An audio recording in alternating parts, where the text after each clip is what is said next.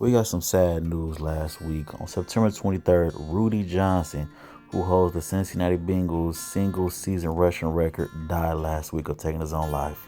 It was reported that Rudi has been struggling with his mental health for a while, and it possibly may be because of CTE. The Bengals released a statement in regards to Rudi Johnson, and the passing has been very sad in regards to the organization and the city. Born Rudi Ali Johnson was born October 1st, 1979 in Ittrick, Virginia. Now his full name, Rudi, is Swahili, which means cool, and his middle name, which represents his family respect and admiration for the greatest boxer of all time, Mr. Muhammad Ali. Now with his high school career, he played both offense and defense for the Thomas Dale Knights in Chester, Virginia. He played under coach Victor Williams and also was a teammate of former Packers fullback William Henderson. Now, his time at Thomas Dale Knights, he balled out.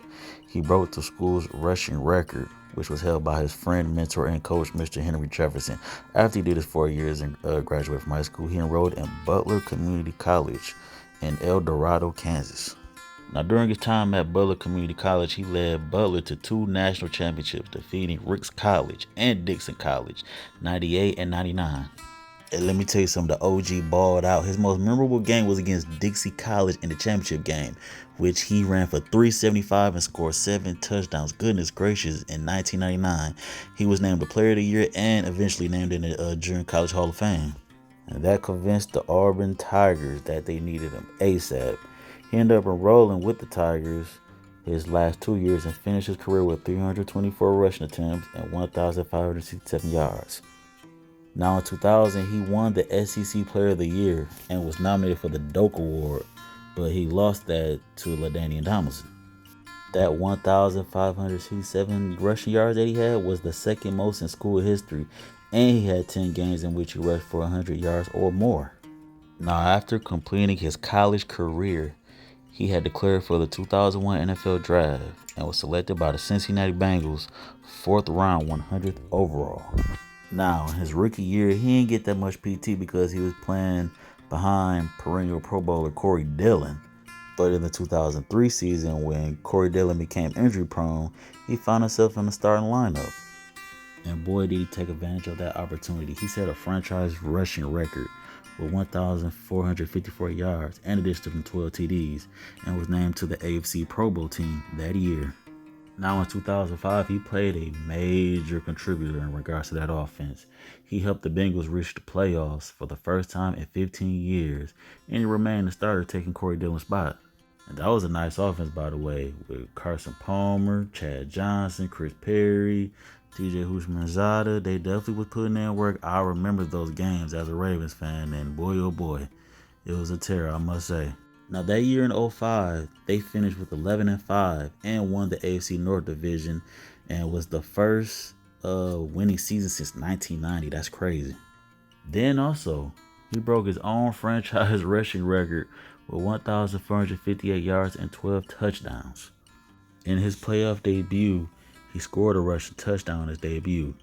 But in the wild card, they lost 31-17 to the Pittsburgh Steelers. I believe this was the year where Carson Palmer tore his ACL. Now he continued to be one of the premier running backs in the league, as the following year in 2006, he had 341 carries, 1,300 rushing yards, and 12 touchdowns.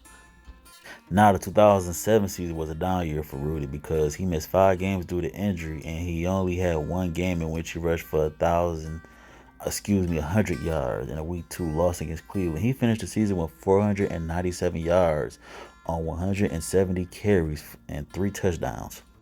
Now in 2008, there were rumors that the Bengals were trying to trade Rudi for a top receiver because the wide receivers were injured. So that would leave Chris Perry as the new future running back. And with injuries piling up, I could see that was another issue in regards to trying to trade Rudi. So after a trade fell through for the Bengals, they ended up releasing Rudi on August 30th during the final roster cuts. Now on September 1st, 2008, he ended up signing a 1-year deal with the Detroit Lions. Upon making this deal, the Lions released Tatum Bell to make room for Johnson. The following day, Rudi accused Bell of stealing his luggage, and Bell said he insisted it was an honest mistake. Who knows? He probably got petty because he was getting cut. But one season with the Lions, he had 237 yards, one rushing touchdown, and one receiving touchdown. At the conclusion of the 2008 NFL season, Mr. Rudi Johnson decided to retire. With his highlights, he went to one Pro Bowl in 2004. He was a second team All-American in Auburn, the SEC Player of the Year in 2000, and a first team All-SEC in the year 2000. Now, with his record with the Bengals, it still stands that he's the 1-2 in regards of a single season rushing record. He also is still sixth. Wow. In 2005, he established the Rudi Johnson Foundation. The foundation provides assistance to families and children to promote self-sufficiency and self-reliance and incorporates several community-based programs. My boy, my brother, Rudi Johnson, my fellow Auburn Tiger, and also my fellow Cincinnati Bengal teammate. More than anything, that was my partner. I miss my boy. Gone way too early. Only 45 years old. Had a birthday coming up soon. He was always the same guy, and his greeting was always the same to me. What up, player, player? What up, player, player? What up, my dog? What up, my dog? You never do know what somebody else is going through. You can be a beacon of light to somebody, or somebody can be a beacon of light to you, but that'll never happen if we don't talk to each other. Rudi may not mean to you what he meant to me, but you have a Rudi in your life. And so if you haven't heard from them, reach out and see how they're doing. Real quick, my aunt gone, right? I just want to tell y'all, I love y'all, man. I want to tell y'all I love you.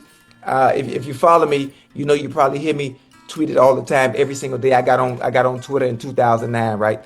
And every day since 2009, I always say I love you. If you see me in person, I probably don't even know you, and I done hugged you and told you I love you. I do it for a reason. I always say it for a reason because I never know when it might be my last time saying I love you to somebody that you see in me, because you never know when it's your time. I just lost my dog. I just lost my dog yesterday, Rudi Johnson, and I'm upset. I'm hurt. Obviously, the great memories we had playing in Cincinnati and all that good stuff. And one thing I always did with my teammates is I always had a chance to tell them I love you. The same way I do strangers that I see in the airports and the malls or wherever I'm at. I always share that message. And people on Twitter probably wonder, why does fool always say I love you every single day, ever since I've been on there?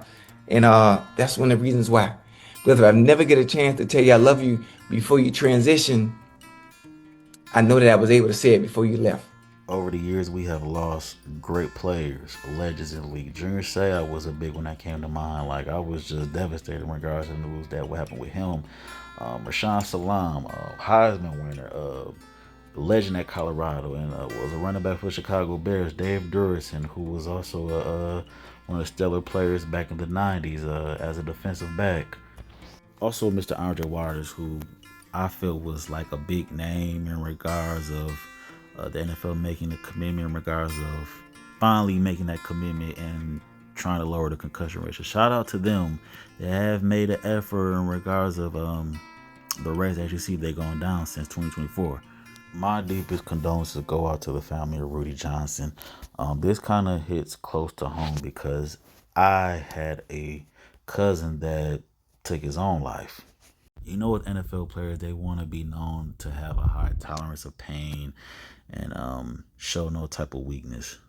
And yeah, some players are viewed as these superheroes, but at the end of the day, they are human just like me and you. So I wish former players and current players, especially the OGs, to encourage the younger generation to be upfront about your mental health, to save yourselves, and don't cause any pain with your family members. My condolences again go out to Rudi Johnson and his family. Rest in peace. Those who are having, thoughts of self-harm, self-deletion, please call this hotline. You matter. You matter. Take care of your mental health and just be upfront and, speak to somebody who is there for you. Take care.